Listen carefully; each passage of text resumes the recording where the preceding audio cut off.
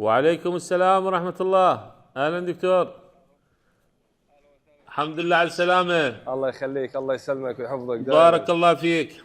الله يوفقك. احنا نسميك سفير الإنسانية. الله يخليك، ان شاء الله احنا اهلا لذلك. والنعم منك. حقيقة موقفك يعني موقف مشرف يعتز به كل إنسان، وأكيد يفتخر به المواطن العراقي. شكرا جزيلا سيدنا، شكرا جزيلا. انا طبعا أنت اليوم أثبتت أنه مهمتك فعلا مهنة الطب مهنة نبيلة، مهنة إنسانية، وخصوصا في هاي الأجواء، أجواء الحرب والقتل والدمار في غزة. فكنت خير سفير وخير ممثل لأبناء شعبك العراقي اللي هو أصلا يعتبر القضية الفلسطينية قضيته. بارك الله بك دكتور. الله يخليك، شكرا جزيلا. طبعا اهل غزه بس يسمعون انه انا عراقي، اسكتوا خليها، المحبه تطلع من كل انحائهم. يعني الحمد لله. فعلا يحبونا، واحنا ان شاء الله احنا نحبهم ونعزهم.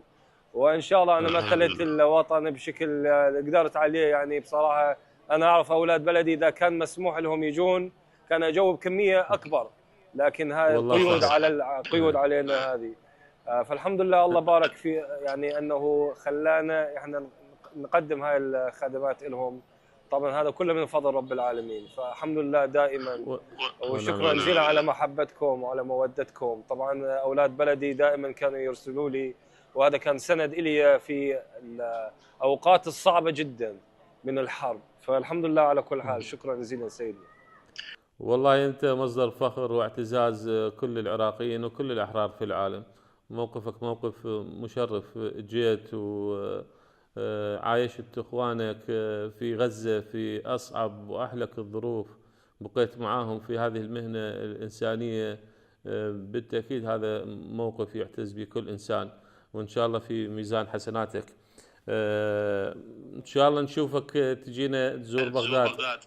يا ريت يا ريت بوجودك. شكرا جزيلا إن شاء الله. والله يا ريت. لكل أشقائنا في غزة. الله يسلمك، الله يسلمك سيدنا. وان شاء الله احنا ممكن تكون مبادرة من الدولة بدعم اهلنا في غزة ان شاء الله. اكيد احنا منذ وقت مبكر اعلنا عن مبادرتنا لانشاء صندوق لاعمار غزة ولبنان، وان شاء الله العراق سباق في تعزيز وترسيخ هذا المفهوم بشكل عملي. ان شاء الله مع بركات